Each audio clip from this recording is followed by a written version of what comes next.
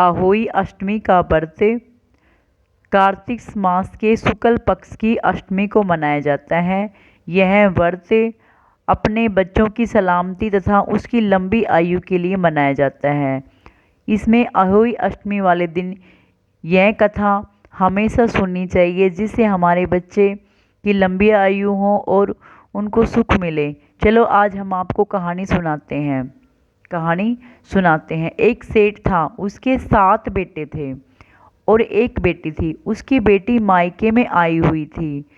अहोई अष्टमी वाले दिन वे क्या करती हैं, जो उनकी भाभी होती है, ननद भाभी दोनों तीनों साथ में चल के माटी खोदने जाती हैं, क्योंकि उन्हें लीपना होता है। पहले कच्चे मकान हुआ करते थे जिनको लिपा करते थे।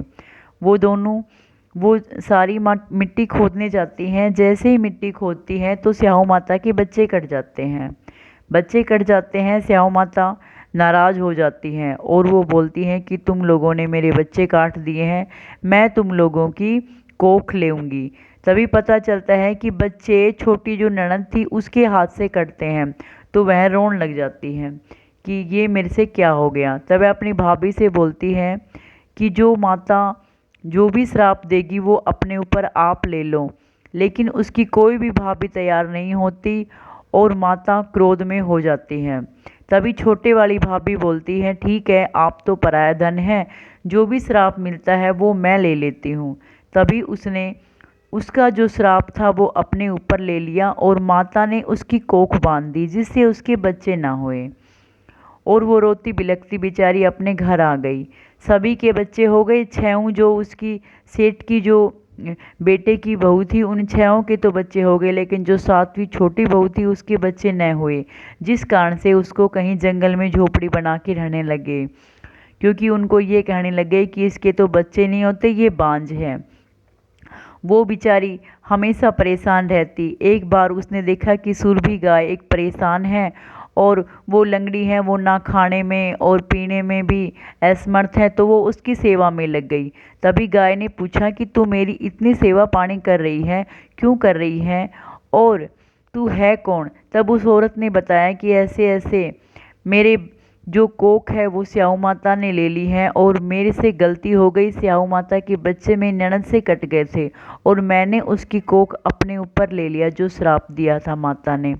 आप मुझे कैसे न कैसे स्याहू माता के पास ले चलो।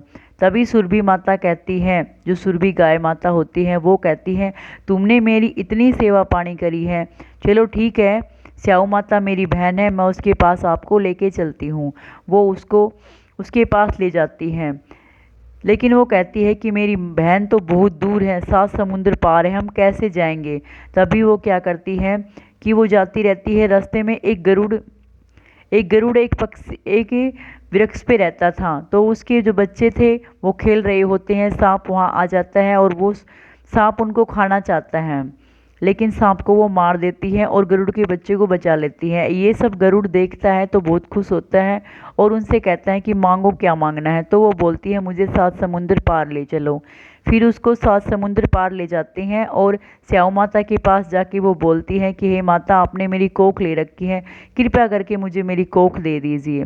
स्याहू माता उस पर दया करती है, क्योंकि उसने उसकी बहन जो गाय सुरभि होती है उसकी सेवा पानी की होती है, गरुड़ के बच्चे की भी रक्षा की है। इस प्रकार से वो उसकी बात मान लेती है और उसको कोख उसकी वापस दे देती है और बोल देती है कि जा, तेरे बच्चे 7 बेटे पैदा होंगे और वो सलामत सुख शांति से रहेंगे। तभी वो घर आ जाती है और उसके 7 बेटे हो जाते हैं। कंडवारा भरती हैं और खुश हो जाती हैं। इस प्रकार से जो उसकी अन्य जो 7 सखी सहेली थी वो देखती है कि उसके तो बच्चे वहाँ खेल रहे हैं और पैदा हो जाते हैं।